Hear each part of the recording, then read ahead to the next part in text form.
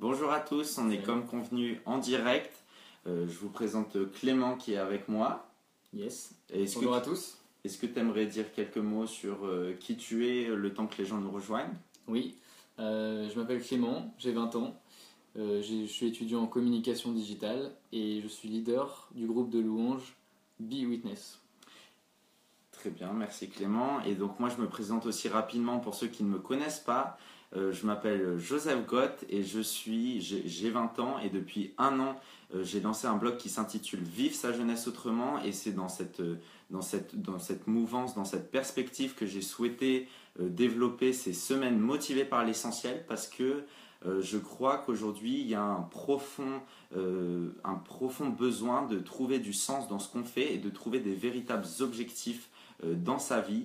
Et c'est pour ça qu'on va vous partager autour d'un livre qui nous a beaucoup inspiré, beaucoup apporté. Il s'appelle Une vie motivée par l'essentiel et il a été écrit par Rick Warren. C'est un best-seller puisqu'il a été vendu à plus de 30 millions d'exemplaires. Donc voilà, je tiens à saluer tout le monde qui nous regarde déjà, Guy, Jamie, tout Salut. ça. Merci beaucoup de nous rejoindre. Voilà, donc aujourd'hui, on va discuter de cette question pourquoi sommes-nous sur Terre? Pourquoi es-tu sur Terre et pourquoi suis-je sur Terre? Mm. Et ça sera vraiment les introductions, les bases de ce livre-là qu'on va aborder ce soir. Ce ne sera pas toutes les réponses parce qu'il y aura d'autres lives et d'autres rendez-vous. On pourra discuter, approfondir certains sujets. Mais aujourd'hui, on va voir au moins poser les bases. Et donc voilà, est-ce que tu aimerais compléter? Voilà, donc Rick Warren dans son livre évoque 5 essentiels. Et donc aujourd'hui, on va essayer d'aborder de façon non exhaustive le premier thème. Bon, on voulait juste vous préciser qu'on n'est pas des étudiants en théologie, on n'est pas des enseignants et on a les mêmes difficultés que toute personne sur Terre. On voulait juste vous partager voilà, le fruit de nos réflexions, ce qu'on a pensé après avoir lu le livre, qu'est-ce qui nous fait vibrer. Et voilà, donc Également humblement, des anecdotes personnelles qu'on oui. pourrait rajouter par rapport à notre vécu. Ouais, Voilà, c'est- notre expérience de foi. voilà. Voilà. Très bien. Sans plus attendre, on voulait débuter, ça nous tenait à cœur de commencer de voir ensemble pourquoi c'est important de vivre une vie motivée par l'essentiel. Et j'aime bien cette citation qui dit qu'un homme sans objectif est comme un navire sans gouvernail. Et par rapport à d'autres expériences que j'ai pu avoir dans ma vie, c'est vrai que parfois on a tendance à faire beaucoup de choses. Et finalement, en fait, vu qu'on n'a pas une direction précise, on a tendance à s'éparpiller. Et c'est pour ça que ça nous paraît très important de vivre une vie motivée par l'essentiel. Parce que finalement, quand on fait des choses mais qu'on ne sait pas trop pourquoi, en fait, ça devient juste des séries d'activités pas très utiles, des événements inexpliqués. Et donc, j'aime bien cette citation de Václav Havel qui dit: l'élément tragique pour l'homme moderne, ce n'est pas qu'il ignore le sens de sa vie, mais c'est que ça le dérange de moins en moins. Et donc, c'est vraiment un constat qu'on a fait. On a remarqué que dans la vie, les gens, les non-croyants, comme les chrétiens, comme certains chrétiens d'ailleurs, n'ont pas vraiment de sens dans la vie, de but, et on erre un peu voilà, en tournant en rond. Et on remarque que lorsque la vie a un sens, lorsqu'on a trouvé le but de notre vie, et ben, tout prend forme, tout s'explique, chacune de nos actions est guidée par ce but. Voilà, on peut supporter beaucoup plus de difficultés, on peut prendre des meilleures décisions. Et donc voilà, notre objectif, une fois qu'il est déterminé, on a une direction pour notre vie et c'est hyper important. Et donc j'aime bien cette citation voilà, qui dit, Rick Warren, il dit: le plus grand drame dans la vie, c'est pas de mourir, c'est de vivre sans but. Si on vit sans but, c'est un peu comme si on vivait pas. Voilà. Et en fait, à partir de ça, il y a une question qu'on peut se poser à partir de ces constats, c'est comment découvrir le but de ma vie, comment découvrir le but de notre vie, et c'est un peu ça qu'on va souhaiter explorer et commencer aujourd'hui avec vous. Et en fait, on voulait commencer avec quelque chose qui est très important, mais on tenait à préciser que vous soyez croyant ou non croyant, chrétien ou non chrétien, on pense que ce sont des vérités qui s'adressent à tous et qui peuvent être enrichissantes pour vous. Donc on vous encourage, quelles que soient vos convictions, à vous challenger personnellement, car on pense que ça peut enrichir tout le monde. Et donc, en fait, on voit que parfois, pour savoir quel est le but de sa vie, on a tendance à beaucoup se centrer sur soi, sur qui on est, sur ce qu'on voudrait. Et en fait, je pense que c'est une perception un peu erronée, c'est ça qu'on a pu lire aussi dans ce livre, c'est qu'en fait, on est une créature, et qu'une créature, finalement, elle a comme un mode d'emploi, et ce mode d'emploi, il a été fait par son créateur. Et en fait, si on veut véritablement comprendre quel est notre but sur cette vie, en fait on doit se connecter à notre créateur, en tout cas essayer de rentrer en contact avec lui et de comprendre pourquoi il nous a voulu et pourquoi il nous a voulu comme ça, et comme pourquoi il nous a donné la vie finalement. C'est un peu comme si on cherche tout seul à comprendre le sens de notre vie, on est un peu comme un homme préhistorique devant un ordinateur. On ne sait pas à quoi ça correspond, on ne sait pas comment ça fonctionne, et on peut élaborer tout un tas de théories, autant qu'il y a de philosophie dans le monde d'ailleurs. Tandis que si on consulte le créateur, qui va nous expliquer pourquoi cet ordinateur est comme ça et pourquoi on est comme ça, et ben tout prend son sens. Carrément. Il y a Bertrand Russell qui est un athée et qui disait si vous partez du principe que Dieu n'existe pas, et ben finalement la vie n'a pas de sens.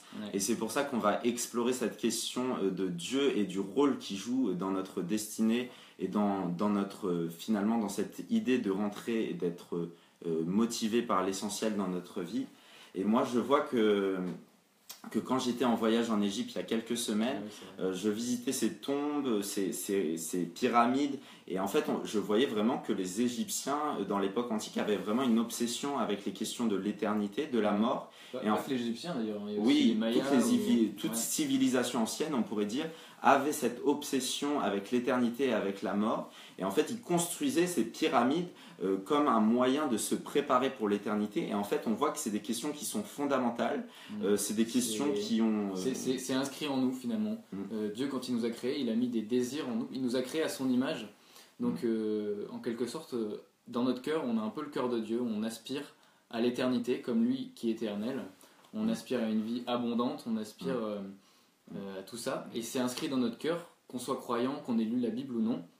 Donc c'est pour ça par exemple que je pense que les peuples comme ça ont quand même eu cette vision d'éternité, puisque c'est naturel, c'est inscrit en nous. Donc voilà, c'est pour ça que Rick Warren dit bien que si on veut comprendre qui on est, on doit comprendre d'abord qui Dieu est. Si on cherche à partir de nous-mêmes, si on se regarde le nombril, on va vraiment tourner en rond. Et si on consulte celui qui nous a créés, qui a écrit le mode d'emploi, on peut que être émerveillé. Carrément. Et par rapport à l'idée que tu disais de consulter Dieu, ce mode d'emploi, on a aussi remarqué que parfois on a une perception de Dieu qui est erronée. Je sais qu'on fréquente beaucoup tout ce qui touche au développement personnel. On voit beaucoup dans les rues des magazines ou des affiches 10 clés pour développer son aptitude à tel truc, pour se développer personnellement. On est beaucoup centré aujourd'hui dans le développement personnel, nous finalement. Et en fait, la Bible, c'est pas du tout un guide pratique pour nous aider à réaliser nos rêves, avoir une vie équilibrée. Ça peut l'être, mais c'est pas le... Mais le but, c'est pas du développement personnel, mais c'est finalement pour nous expliquer qui nous sommes et pourquoi nous vivons. Merci Hilaire pour ce petit commentaire, merci pour tous ceux qui nous ont rejoints en cours. Et oui, c'est vrai, tu as totalement raison. Je pense que parfois il y a cette idée de prendre ce qui nous intéresse et puis d'essayer que ça nous amène plus loin dans nos objectifs à nous, mais je pense qu'en fait ce que Dieu essaye vraiment de nous dire, c'est de nous révéler des objectifs que lui-même a pour nous, et des objectifs qui vont bien au-delà des choses qui peuvent être avoir une carrière, avoir une famille. Et je crois que tu me parlais de Copernic tout à l'heure. Oui, Copernic, je ne sais pas si vous savez, Copernic c'est celui qui a réussi à démontrer que c'est pas le soleil qui tourne autour de la Terre, ce que les gens ont pensé pendant des siècles, mais c'est la Terre et tous les astres qui tournent autour du soleil. Et c'est un petit peu l'image qui peut représenter la vie chrétienne. Souvent notre réflexe, en tant qu'humain, c'est de penser que tout tourne autour de nous, toute la vie tourne autour de nous. S'il y a un élément qui va nous frustrer, une personne qui va nous dire une mauvaise parole, on va se mettre dans des états parce que tout tourne autour de nous. Et la Bible nous révèle qu'au final, tout tourne autour de Dieu et que nous sommes... une poussière avec ça. Et donc la vie chrétienne, on pourrait dire que c'est une révolution copernicienne où on se doit se décentrer de nous-mêmes parce qu'on ne trouvera aucune réponse en nous-mêmes, mais se centrer pleinement sur Dieu.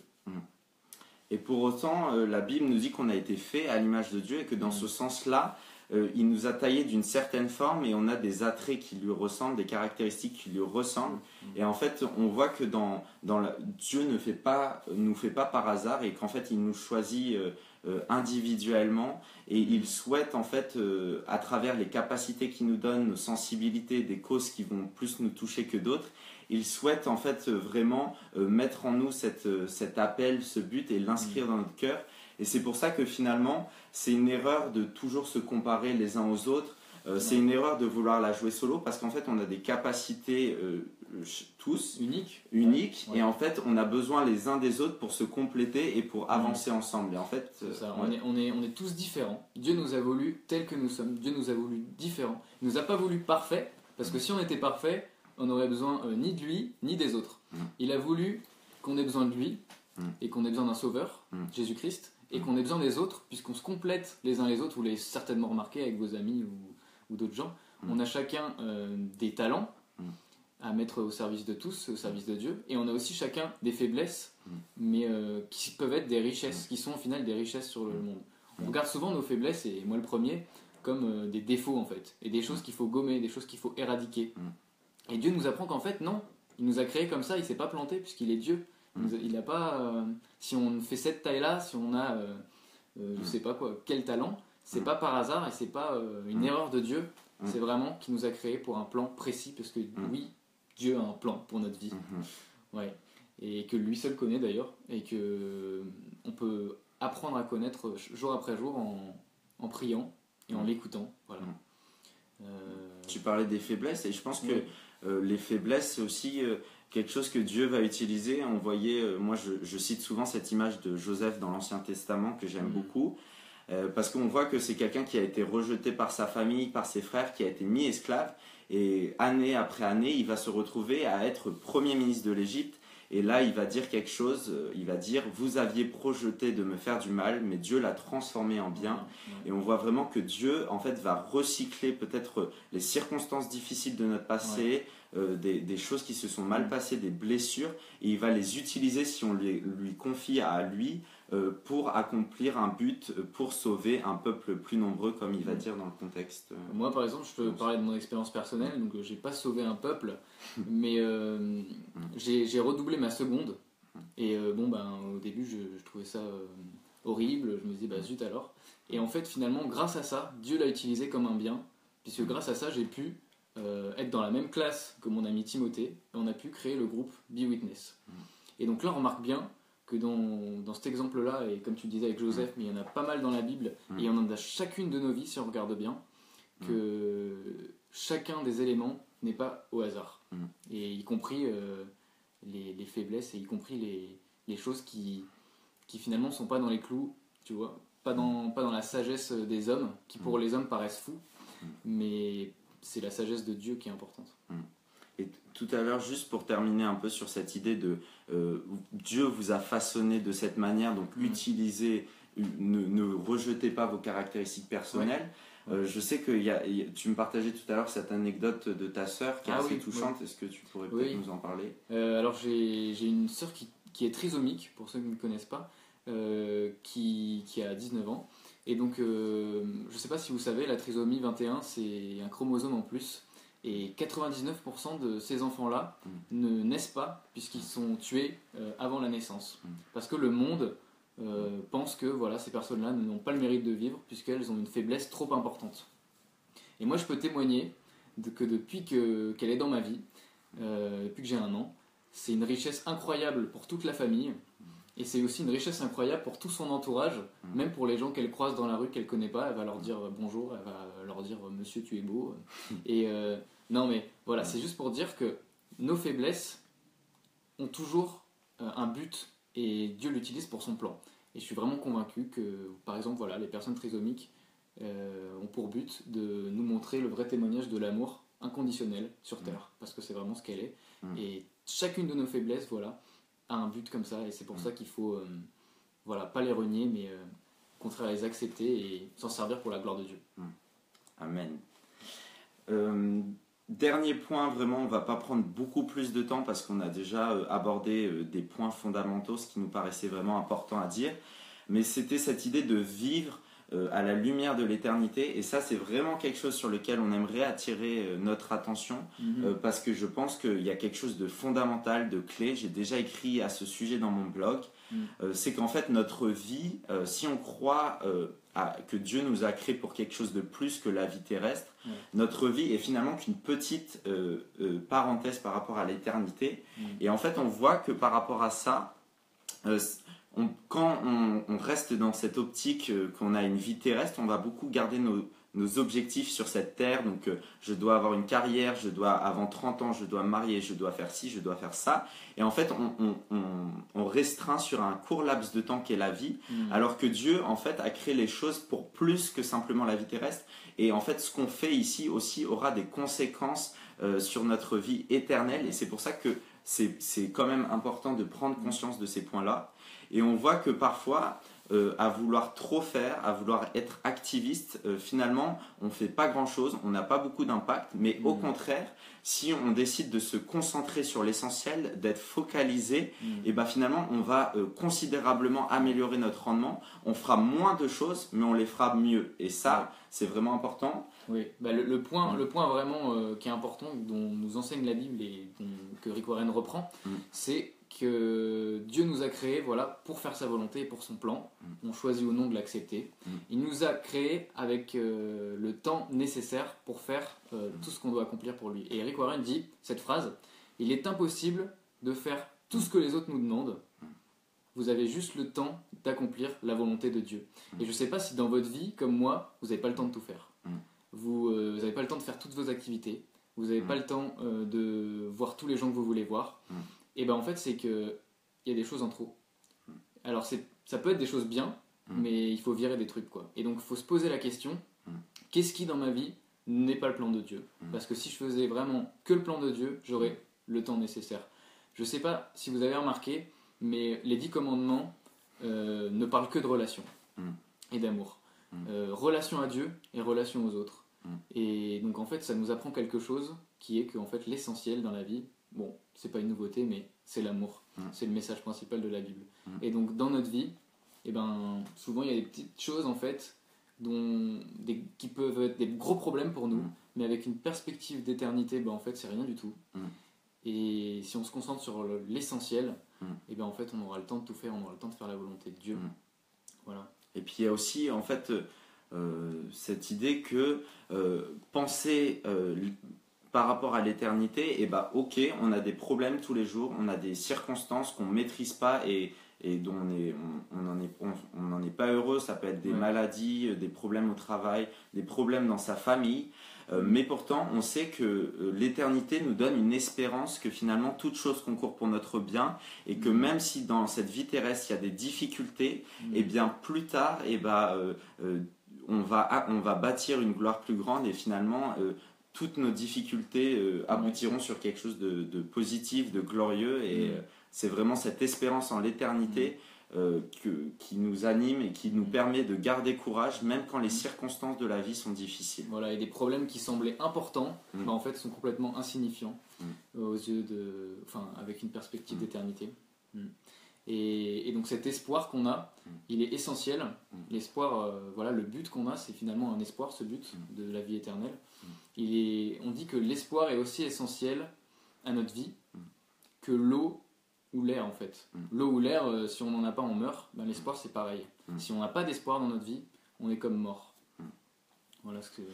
Peut-être on arrive à la fin de ce live. On va peut-être reprendre avec vous les 5 points clés, je crois. Ils sont 5, pour vraiment qu'on puisse repartir avec des idées concrètes, des choses à méditer. Et donc la première, c'était que le plus grand drame n'est pas de mourir, mais de vivre sans but. Donc vraiment de réfléchir à quel est le but de ma vie. Ouais. Le deuxième point, c'était... si je veux comprendre qui je suis, je dois comprendre qui Dieu est. Ne pas chercher notre identité à partir de nous-mêmes, mais à partir de la Bible et de ce que dit la Bible de Dieu. Et aussi, ça se complétait, mais nous avons été faits pour Dieu et non l'inverse. C'est-à-dire que que Dieu, c'est pas simplement le petit plus d'une vie bien chargée, mais c'est vraiment l'essentiel. C'est lui qui va donner le ton, la direction à cette vie. Le point suivant, c'était si Dieu nous a créés tels que nous sommes, c'est pour un but précis, y compris dans nos talents et nos faiblesses. Et si on commence à comprendre ça et cette perspective éternelle, on comprend beaucoup de choses. Ouais. Carrément. Et dernier point, comme on vous le disait tout à l'heure, il est impossible de faire tout ce que les gens vous demandent de faire. Vous avez juste assez de temps pour faire ce que Dieu vous demande. Et donc, c'est vraiment important de vivre à la lumière de l'éternité. Pour se concentrer sur l'essentiel. Voilà. Peut-être vraiment, on vous encourage dans les prochains jours, dans les prochaines heures à méditer, à vous questionner à ce sujet-là. Imaginons, vous allez mourir, je ne sais pas, dans quelques mois. Quel serait votre essentiel? On ne vous le souhaite pas, mais quel serait votre essentiel? Quelles choses vous devriez mettre de côté parce que ce n'est pas des choses qui vont forcément vous amener plus proche de là où Dieu vous appelle? Et quelles choses finalement vous devriez peut-être développer? Vous devriez peut-être investir plus de temps, d'énergie, de passion pour faire avancer ces objectifs-là. Voilà. Et puis voilà, c'est vraiment ça qu'on voulait vous partager. Voilà. Dans un prochain live, on abordera une thématique plus spécifique qui est la question à savoir, sommes-nous conçus pour le plaisir de Dieu? C'est quelque chose qui m'a vraiment interrogé et que je trouvais ça bizarre, pour être honnête. Être conçu au plaisir de Dieu, je trouvais ça un petit peu égocentrique, ou je sais pas, ça paraissait vraiment étrange. Mais pourtant c'est un point très important qu'on verra. Oui, parce qu'aujourd'hui on a vu voilà, pourquoi on est sur Terre et quel est notre but, mais vraiment ce qui s'ensuit c'est en fait pourquoi on est créé. Voilà, on sait pourquoi on est sur Terre, on sait quel est le sens de notre vie, notre identité. On sait qu'on n'est pas là par hasard, qu'on a été formé d'une certaine manière et que nul autre ne peut nous remplacer. Mais après, pourquoi on est là quoi? Qu'est-ce qu'on a à faire sur Terre? Voilà. Pourquoi Dieu s'est dit un jour, créons des humains. Créons des humains pour mon plaisir. Voilà. C'est quand même interpellant comme question. Et donc on abordera ça la prochaine fois. Avec aussi cette idée de développer un cœur d'adorateur. Sommes-nous appelés à devenir amis de Dieu? Et aussi cette question de quand Dieu semble lointain, parce que c'est vrai que parfois Dieu c'est bien, mais parfois on a l'impression qu'on ne peut pas y accéder à lui, qu'on ne peut pas avoir cette relation avec lui. On traitera de toutes ces questions-là donc la semaine prochaine dans un prochain live. Donc on vous tiendra informé de la date et l'heure. Et donc voilà, on vous souhaite une très bonne fin de semaine et on espère vraiment qu'elle pourra être motivée par l'essentiel pour vous, que vous pourriez vous poser les questions, méditer sur ce qu'on a pu dire. Et si le sujet vous intéresse, vous pouvez d'ores et déjà vous procurer le livre Une vie motivée par l'essentiel, donc qui détaille beaucoup plus que ce qu'on peut faire dans ces petites vidéos. Voilà. Et on tenait à préciser qu'on n'est pas du tout sur un contrat avec Rick Warren, on n'est pas là pour faire de la publicité. Il a assez de ventes comme ça. Oui, voilà. C'est juste parce que c'est vraiment un outil qui nous a beaucoup aidé. Je pense qu'après la Bible, moi, c'est un livre qui m'a beaucoup encouragé, travaillé et qui a vraiment eu un impact dans ma vie, parce que parfois on lit beaucoup de choses et c'est très théorique, mais là c'est vraiment pratique. Voilà, c'est un peu la Bible en pratique, on pourrait dire. Bon, voilà. Donc on vous laisse sur ces bonnes paroles. On vous souhaite une nouvelle fois une très bonne fin de semaine. Bonne soirée. On vous dit à la semaine prochaine, à bientôt.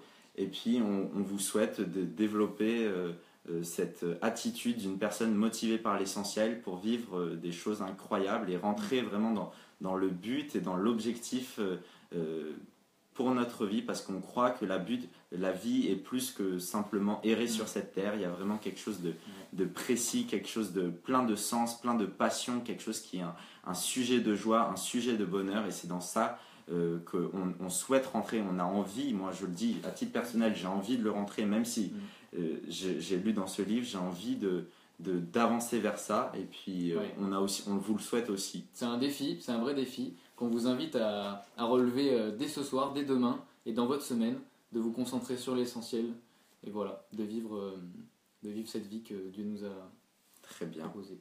Bon, merci à tous, merci à tous vos messages. Je sais qu'on n'a pas toujours très répondu, on n'a pas toujours été très réactif, mais c'est vrai que quand on est lancé sur la thématique, on ne peut pas forcément être sur tous les fronts. Mais voilà, merci beaucoup d'avoir regardé. Merci. Ça nous encourage beaucoup. Vous pourrez le retrouver si vous voulez reméditer, réentendre sur Facebook, ou bien le retrouver sur ma page YouTube. Et puis on vous dit à la semaine prochaine. À la semaine prochaine. Salut.